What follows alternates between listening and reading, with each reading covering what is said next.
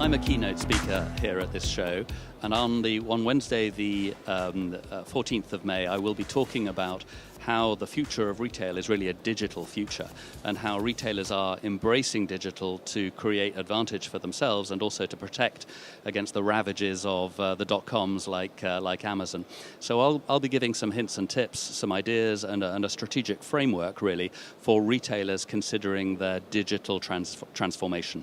I think the main reason why retailers should be investing in Omnichannel is because that's where the customer is going. There's a real trend, a real movement in customer shopping habits towards e-commerce, whether that's straight buying online or whether it's researching online before shopping in the store.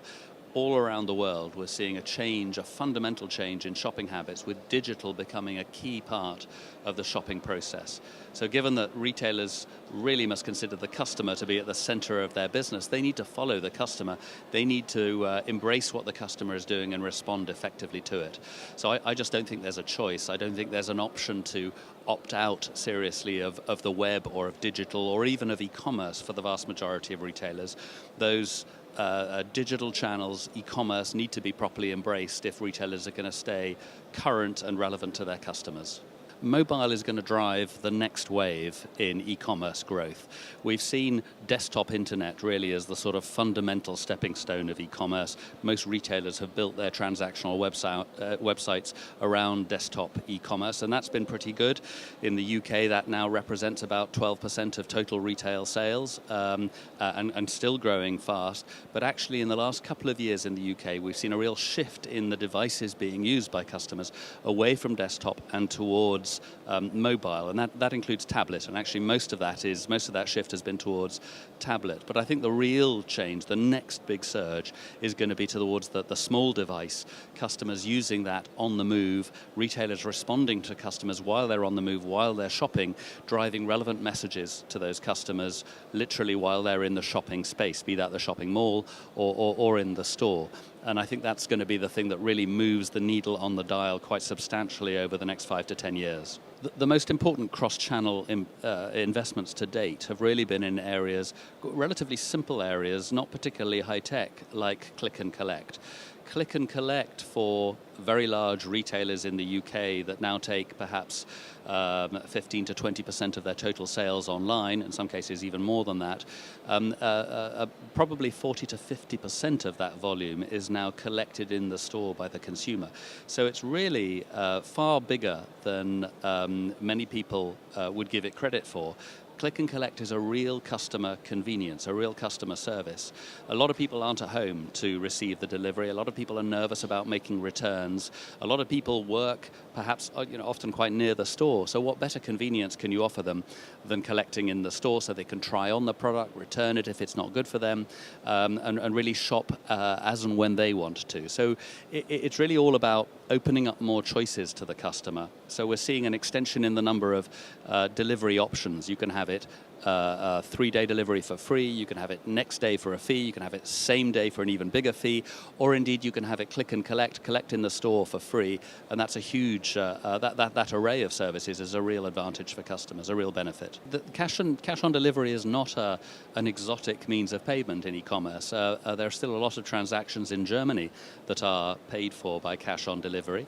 And it's just a way of paying that you have to factor into your logistical process, into your service. But it shouldn't be a major constraint on the growth of e-commerce. The world's biggest online disruptor to date, by far, or e-commerce disruptor, shall I say, retail disruptor really, is Amazon. And that's not going away anytime soon. Amazon is doubling in scale every 2 to 3 years, is already now a $75 billion business, is expected to be a $150 billion business within about 3 years, and the growth will continue. And that's pretty scary for most bricks and mortar retailers. The shift is definitely online. The real choice facing retailers is whether customers are going to shift to Amazon or their like, or towards that retailer's online proposition. We're often asked which company globally has the best omnichannel strategy, and the truth is there is no one right answer to that. You really have to cherry pick across many, many different retailers, and there are many that are doing a terrific job. And you have to pick and choose which ideas fit your business the best. So I can't really say that there is one outstanding example. There are lots that are good at different things. And the key is for a retailer to understand who their own customers are and what those customers' expectations are with respect to their brand, and then shape the omnichannel proposition around that. And there are plenty of opportunities to steal or borrow good ideas from many around there, and they're easy to see because you just have to visit their websites or visit their stores and experience what they're doing. My free top tip to a bricks and mortar retailer looking to go online is design your online proposition around your customer. Think about who your customers are. Think about what they expect of your brand and what experience and offer they get from your brand, and then design your online proposition in accordance with that. Too many retailers we see designing something around what's easy to do or what's possible to do rather than around what their customers really want. So that's my first top tip. For .coms, for e-commerce retailers, I would say that really depends on what their offer is, what their proposition is. There are many whose core proposition is really low cost. And so if you can be the most efficient online retailer in your division, in your sector, then that's great, but that's harder and harder to do these days because the market is quite crowded. So think instead perhaps about differentiating and how can you create value for your customers, just like Net-a-Porter, for example, with beautiful, luxurious experience and great packaging. How can you create that experience in a way that bricks and mortar retailers cannot so easily?